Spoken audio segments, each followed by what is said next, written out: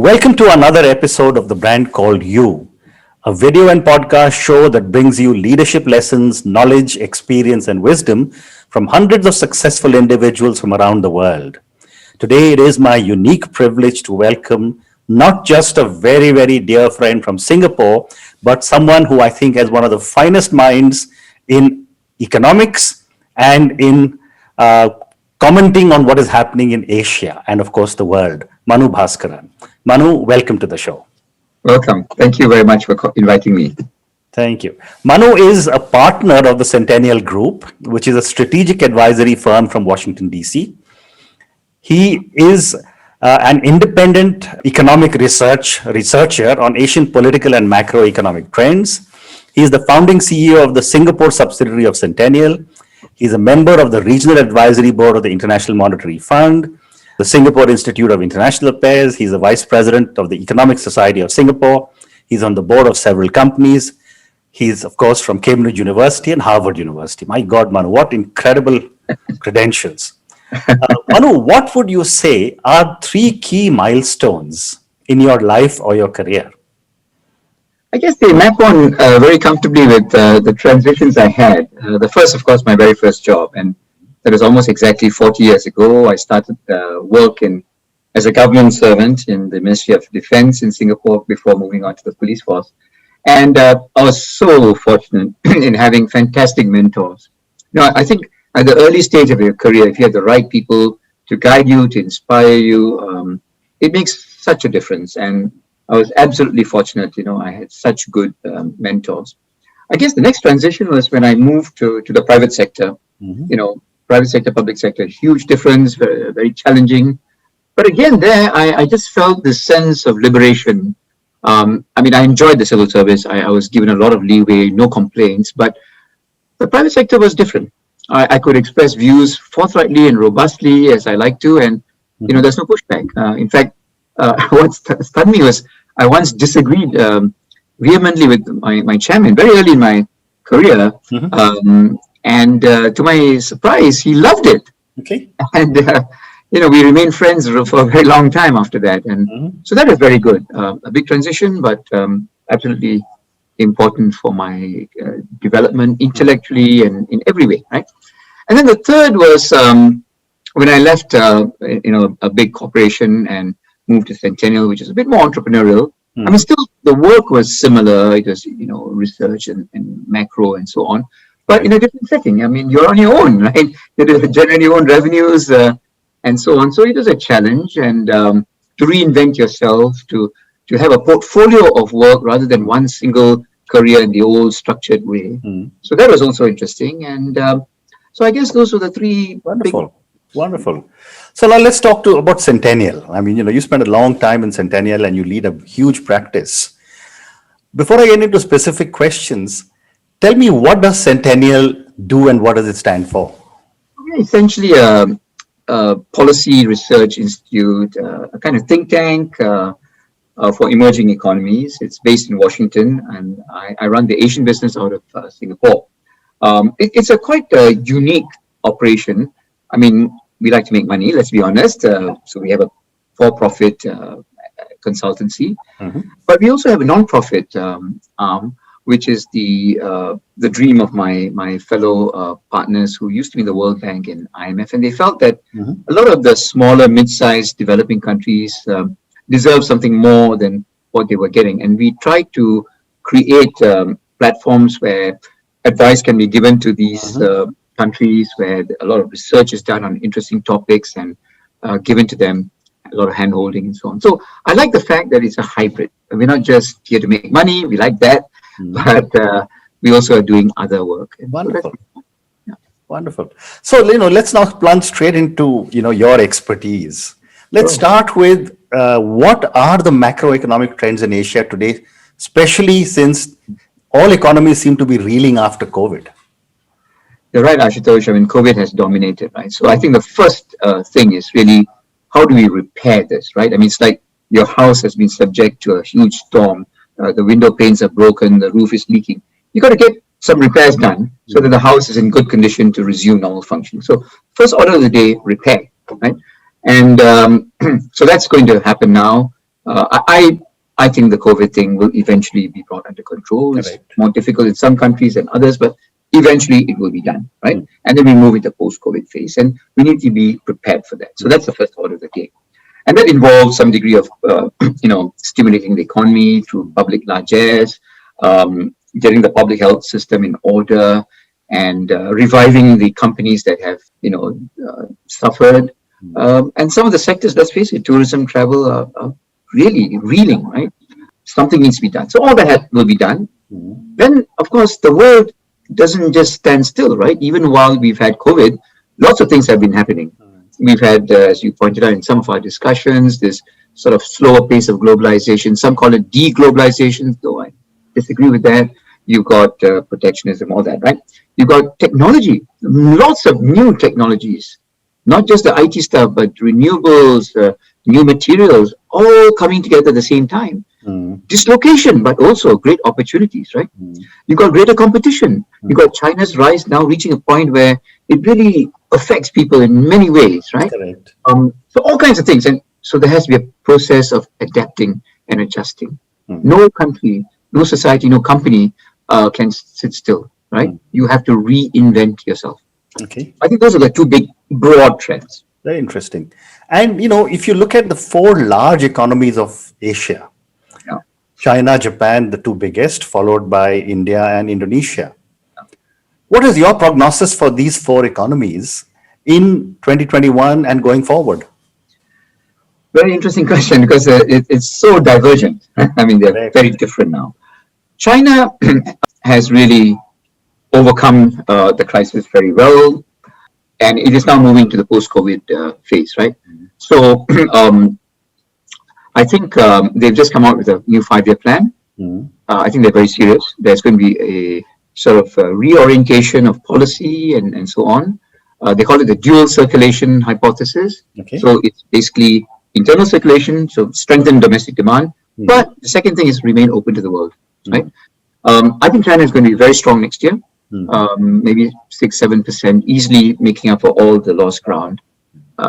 So I think it's in a good place. Now, the risk, of course, is financial imbalances. There's a lot of opacity, not enough data. If anything goes wrong, I suspect it will be in the financial sector, probably the non-bank financial sector. But we don't have enough evidence to know, but that's a risk. Okay. Japan, of course, very different. Horrendous demographics, so you can't expect it to grow very rapidly. But Japan in the last 10 years has reinvented itself in its own quiet way. Female labor participation rate has zoomed, almost the same as the US now. In per capita terms, Japan's growth is actually comparable to other developed economies, even though the economy has not grown because of the population fall. And some of its companies, including the medium-sized companies, are doing extremely well. Japan is actually a good model for us to look at. India, of course, has really suffered because of COVID. And there were some legacy issues to do with the banking sector, the non-bank sector. Right. Those have to be dealt with. So I think 2021, you will see a snapback in demand, and it may well surprise on the upside. People are very pessimistic now, but that doesn't mean that there's hard work to be done. Huh? I mean, there is hard work to be done to clean up COVID and all that. Indonesia it's somewhat similar. They had a very difficult time trying to manage the COVID. They didn't have the space to do the massive stimulus that maybe Singapore and Malaysia and all could do. But they didn't waste the crisis. Okay. During the crisis, President Joko Widodo pushed through very bold, very courageous reforms. Game-changing. The labor market is completely transformed now. And I am very sure that once Indonesia overcomes COVID, it moves into a new growth phase, much higher than before. So I'm quite optimistic about it. Very interesting. You're just giving such a positive feedback on all the four major economies, because if these four economies grow fast, the rest of Asia will get pulled up automatically, yes, isn't it? Exactly. Wonderful. We should not be pessimistic. But then conversely, everywhere in the world, I am now seeing huge amount of protectionism. Yeah. So with so much protectionism, is the dream of a world without borders disappearing for the next few years? Well, I hope not, and I think not. I think there's definitely been reverses, no doubt about it, right? But at the same time, remember, we've had this TPP, the Comprehensive and Progressive Trans-Pacific Partnership, done it's a very high standard trade opening economic partnership, right? It's a small group of countries, but it's a good chunk of the world economy, about 15%, right? Then just a few days ago, RCEP, the Regional Comprehensive Economic Partnership Agreement, was signed. Correct. That's 1/3 of world GDP, 30% of the world's population. So basically, there are countervailing factors as well. And I think as we look forward, I don't think we're going to be back in the 1930s with this horrendous collapse of globalization that we saw and all the evils that brought. I think we're in a period of recalibration. There will be more protectionism in some areas. Sure. But I think the impetus for continued engagement in trade, in finance, in technology will continue. I don't think it's probable. Very interesting. So let me now move to China. I mean, as the second largest economy of the world, aspiring to be the biggest, most powerful. I have two questions for you on China. And my first question is that China has border tensions with 14 countries. What, if any, will be the impact of all this tension on their economy? Well, to put it in perspective, I mean, they have lots of borders with lots of countries, so inevitably there will be some tensions. The ones that matter are the Himalayan border with India, where clearly we have a big problem. Correct. And the South China Sea, where honestly, I think China's conduct was quite aggressive. It took over territories and built them into islands where military bases are located. And to some extent in the East China Sea with Japan. But these are generally under control, highly unlikely to escalate into something much more serious. Okay. I think it would have to take a series of miscalculations on several people's parts in order to escalate. So I don't think these tensions will morph into something that really is a drag on their economic growth. Okay. With a bit of luck. Okay, I agree with you. And my next question is on China and America. Yeah. I mean, now with President Trump finally agreeing to hand over, what is your prognosis of Biden, Xi Jinping, China-America relations going forward? Okay, I think Ashutosh, this is absolutely the right question to ask. I mean, the China-US relationship, whether you like it or not, is the single most important bilateral relationship in the whole. Yeah. It's got to be well managed. Nobody wants conflict. I don't think Biden is going to be a soft touch, though, on China. Remember, he was vice president standing in the room when President Xi Jinping stood in the Rose Garden of the White House and told President Obama to his face, we, China, will not militarize the South China Sea. And it turned out that he was doing exactly that as he spoke. Okay. Mr. Biden will not forget that, right? He's not going to be soft on China. But at the same time, if you look at the team he's brought in as well and his own experience as member of the Senate Foreign Relations Committee and chairman even for many, many, many years, I mean, he is the most experienced president, person to become president, really since Richard Nixon. This guy knows what he's doing. And or George Bush the older as well. He's brought in a good team. I think it'll be a balanced, nuanced strategy towards China where they said in certain areas we're going to compete and we're not going to be afraid of competing and we're going to put China on the spot. But in other areas we're going to be very pragmatic. We need to cooperate with them on the Korean Peninsula, on climate change, and we will cooperate. They will take away some of this ill-tempered and unnecessary rhetoric that some of the members of the Trump administration was guilty of. It will be, I think, a tougher US. I think, frankly, a more difficult US for the Chinese to deal with, but I think it will be a fairly well-managed relationship. Terrific. And now I come back to the country that I'm sitting in, India. Yeah. And my question to you is that a $3 trillion economy versus a $13 trillion economy, how relevant is India? Is in China's game plan? Or do we sitting in India just keep on assuming that, we can shake the giant? It's a great challenge because the fact is that you have a border dispute. It is a country that you could potentially, I hope not, but potentially go to war with. Correct. So it is a problem. And you're right, 3 trillion versus, or 2 point something trillion versus 13 trillion, to match China in terms of defense capacity is a real challenge. And remember, nowadays, defense is a very expensive, capital intensive, technology intensive thing. Correct. If you want to be in the game, you have to spend big time. So it's a challenge. You have to grow your economy if you're going to be in a position to stand up. Secondly, you need alliances. There's no two ways about it. And let's be very honest about it. There's only one country that can provide you that what you need, and that's the United States of America. So that's a challenge. How do you manage the alliance, the growing alliance with the US, without foregoing too much autonomy and maintaining your basic stance on foreign policy and so on. But at the same time, remember one thing: India is in a very unique position. Okay. Because it may not be anywhere near as large as China economically or militarily, but it is the big swing factor. If India allies with China against the West is gone. If India allies with the West against China, China is gone. It's the only country that has got that heft, that scale of military capacity, population size, economic size, and other forms of influence to make the difference. No other country has that big swing factor. That gives India negotiating power. And I guess your next comment should be that if India uses it sensibly. Correct. It's got to be done with nuance and careful strategy. I agree. So my next question on India, and you're an economist, and of course, you know what's happening in the world. Is India's dream of becoming a $5 trillion economy by 2024 realistic? It's going to be challenging. We've had this COVID setback. That's very clear. I don't think enough has been done to clean up the banking and the non-bank financial sector. I think that's a big issue. That's going to be a drag. But you've got a number of labor market reforms. I think that's very good, very positive. You've got the agricultural sector. I think that's really quite substantial.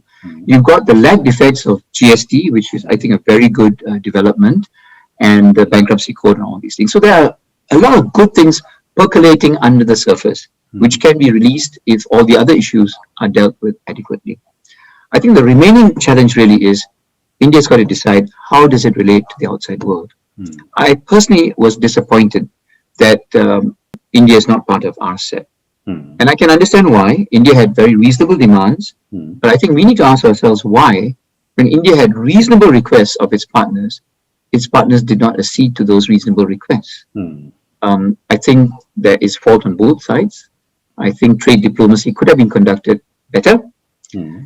But I think more fundamentally, India has to decide whether and how it's going to deal with the rest of the world. It cannot hide behind protectionist walls.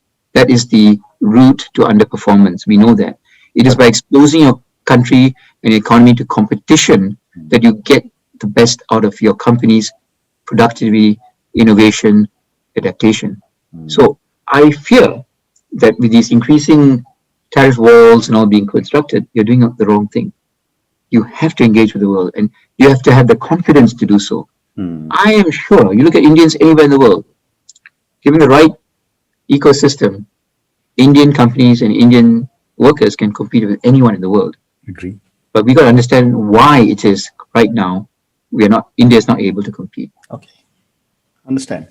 So one more question, Manu, before I move to a few questions for you personally, and I'd love to get your perspective on the Quad. Yeah. The Quad seems to be getting a lot of attention, between America, India, Australia, Japan, and I was reading a lot of the other Asian countries are now wanting to at least become associate partners, if I can use that term, to Quad. What is your view of Quad, and where do you think it's heading? Okay, so the Quad is a response, right? It's a response to China's rise and perhaps a much more assertive stance that China took. So China's not happy, obviously, but China should also ask itself why is it people are forming these alliances which they didn't before? And remember, India was quite wary, and India was initially didn't really want to be part of something that was so obviously, directed at China. But it has decided now to be much more active in the Quad, and there's a reason for that, right? So every action brings a reaction, and China has got to consider that. I hope the Biden presidency is an opportunity not just for the US to recalibrate, but for the Chinese leadership to reset its foreign policy. And I would hope they would do so. Otherwise, there's going to be a lot more quadrilaterals and this and that to sort of buffer against China. So that's the first thing I'd say. The second thing is I think even in the Quad, it's still work in progress. Nobody really wants to be seen as anti-China, right? Australia has done a few things. There's a big reaction. The fact is, China is big. China is going to be there. China is not going to change, right? Very much. Tactics will change, but the broad framework is not going to change. We've got to learn how to live with this giant.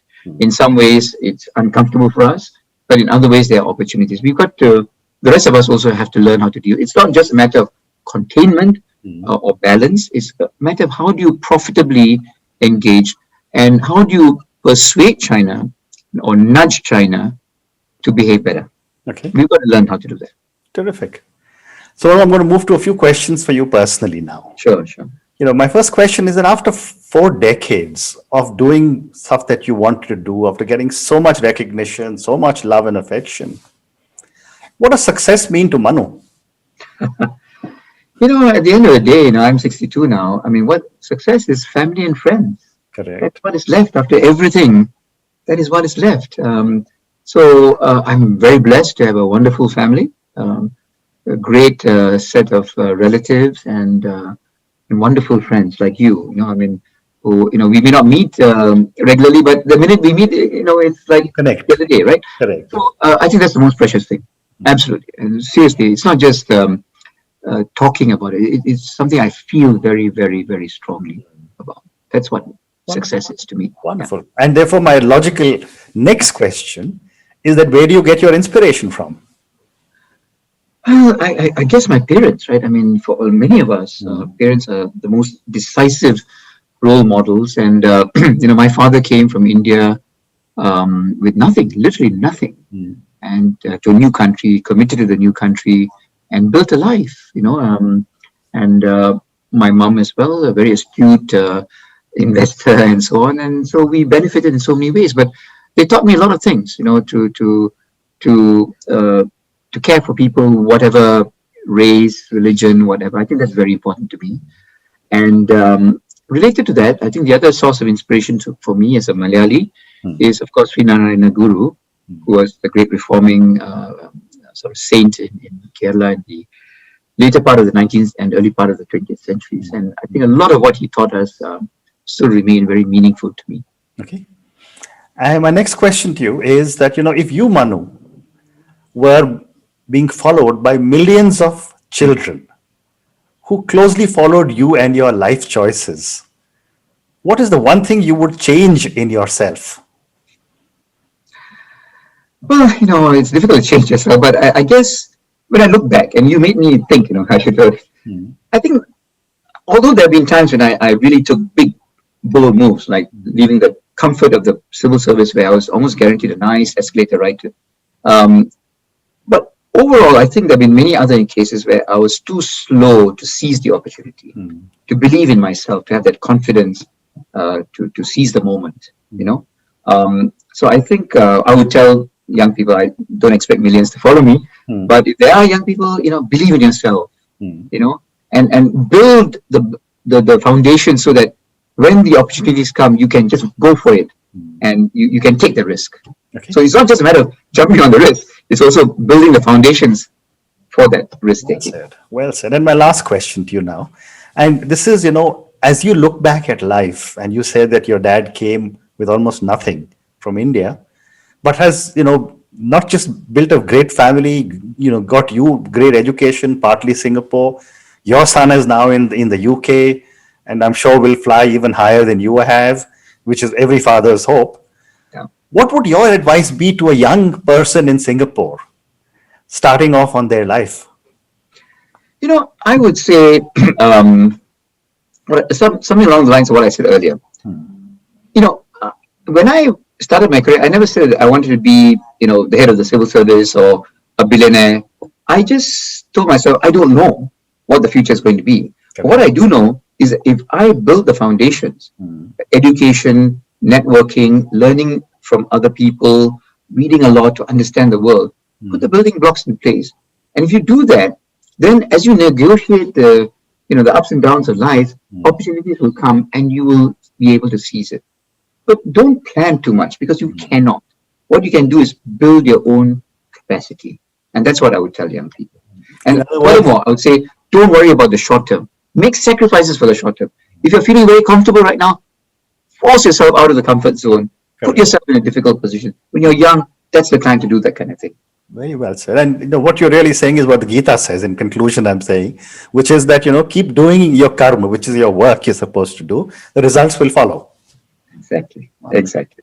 Manu, thank you so much. It's been such Thank a pleasure Ashutosh. speaking to you. And I wish you, Centennial, and everyone lots of success. And you too. And to everyone. Thank you very much. Thank you. Thank you.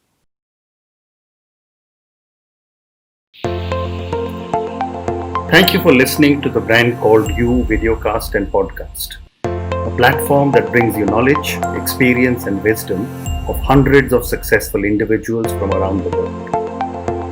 Do visit our website www.tbcy.in to watch and listen to the stories of many more individuals. You can also follow us on YouTube, Facebook, Instagram, and Twitter. Just search for the Brand Called You.